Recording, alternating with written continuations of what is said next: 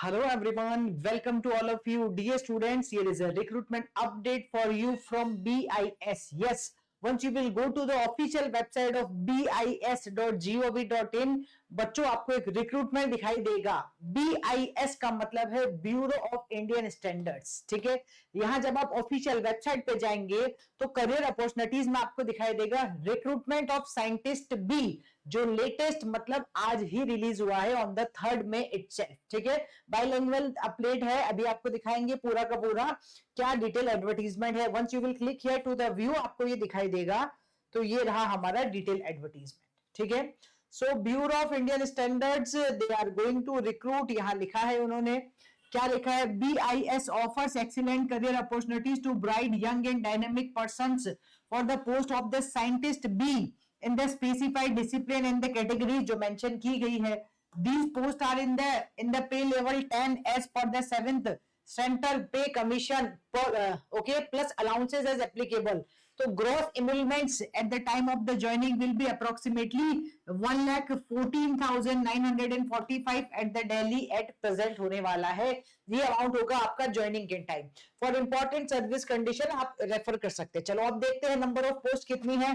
Total number of vacancies है बच्चों 20. और सबसे इंपॉर्टेंट बात है डायरेक्ट रिक्रूटमेंट है. साइंटिस्ट बी की पोस्ट मिलने वाली है, गेट स्कोर कार्ड के बेसिस पे है और फॉर्म फिल करने के लिए कोई भी एप्लीकेशन फीस नहीं है. तो 0 फीस में आप इसको पे कर सकते हैं. अभी समझाते हैं आपको पूरी बात.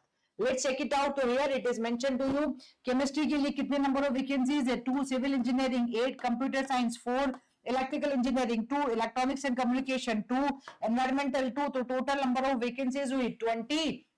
और यहां इन्होंने कैटेगरी वाइज मेंशन किया है कि कौन कौन से कैटेगरी में या कौन कौन से रिजर्वेशन के हिसाब से कितनी वैकेंसीज है. ठीक है, फिर थोड़ा और चेक करते हैं. एसेंशियल क्वालिफिकेशन तो क्या चाहिए होगा? सिविल इंजीनियरिंग वाले स्टूडेंट के लिए बैचलर डिग्री होनी चाहिए सिविल में विद मिनिमम 60% मार्क्स होने चाहिए.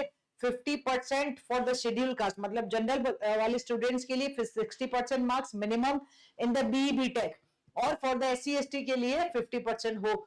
और गेट स्कोर कार्ड होना चाहिए आपके पास लास्ट 3 ईयर का, मतलब इसमें से कोई भी चलेगा. लास्ट 3 ईयर में से कोई भी गेट स्कोर कार्ड के बेसिस पे आप अप्लाई कर सकते हो. तो if you are having the GATE score card of 2023, 2024 या फिर 2025 तो भी आप अप्लाई कर सकते हैं. ये इन्होंने पेपर कोड लिखा है. सिविल के लिए CE, CS के लिए CS, EEC, और केमिस्ट्री के लिए CY भी लिखा है. ठीक है, इन सब में वही चाहिए आपको, bachelor degree in the relevant branch. और अगर ये केमिस्ट्री में अप्लाई करेंगे तो यहाँ मास्टर्स डिग्री चाहिए और साथ के साथ गेट स्कोर कार्ड भी चाहिए. एज लिमिट लिखी है इन्होंने 30 years. Maximum age limit for the eligibility of condition is 30 years होनी चाहिए, उससे ज्यादा नहीं होगी.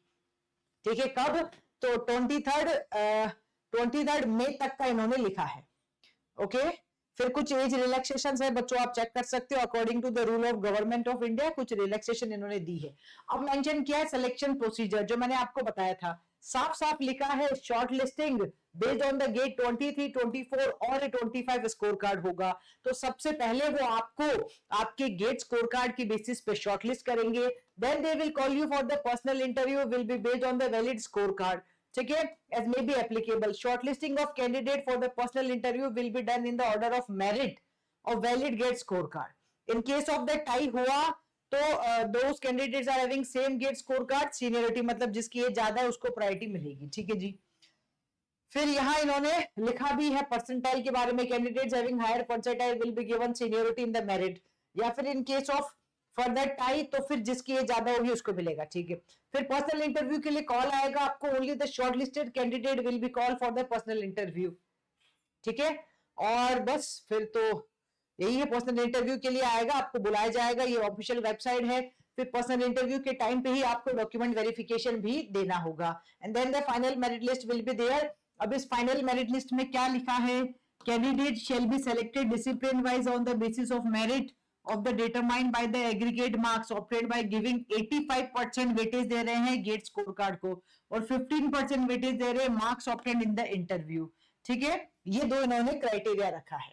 बस यही है selection process. How to apply, ये ऑफिशियल वेबसाइट पे जाना है जो मैंने अभी आपको शो किया था. This is the official website, यहां आप जाके अप्लाई कर सकते हैं.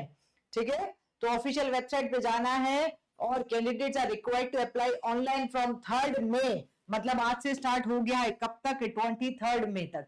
3rd मई से लेकर 23rd मई तक आप अप्लाई कर सकते हैं through BIS website. No other means और मोड ऑफ द सबमिशन है। अच्छे से पढ़ो। फॉर फर्दर डिटेल इन्होंने कुछ नीचे ऐड कर रखे हैं, आप उन सारे फॉर्म्स को चेक करते रहिएगा। Payment of application fees, there is no application fees, जैसा मैंने आपसे कहा था 0 फीस है।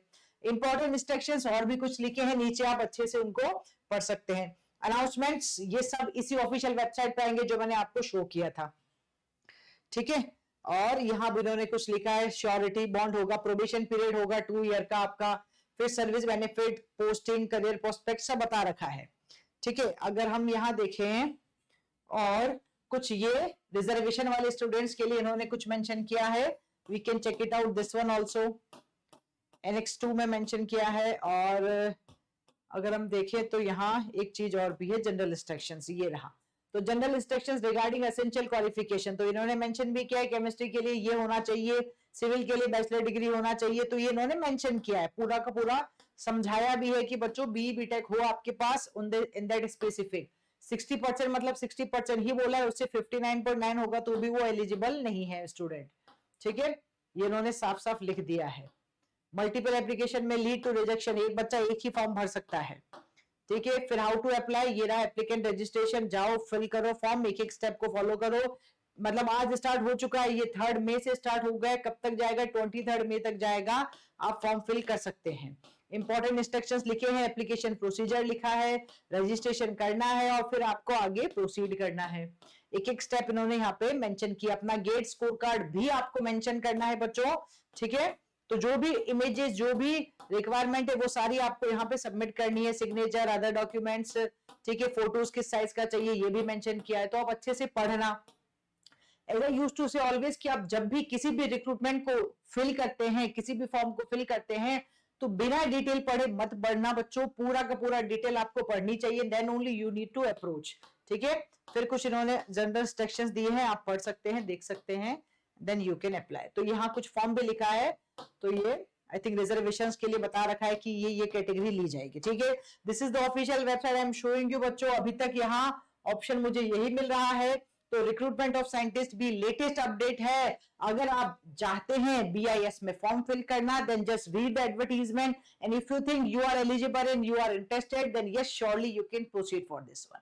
For more such type of update stay connected here only बच्चों। अगर अभी तक हमारे चैनल को सब्सक्राइब नहीं किया तो कर लीजिएगा। Keep learning, keep sharing and keep smiling. Thank you.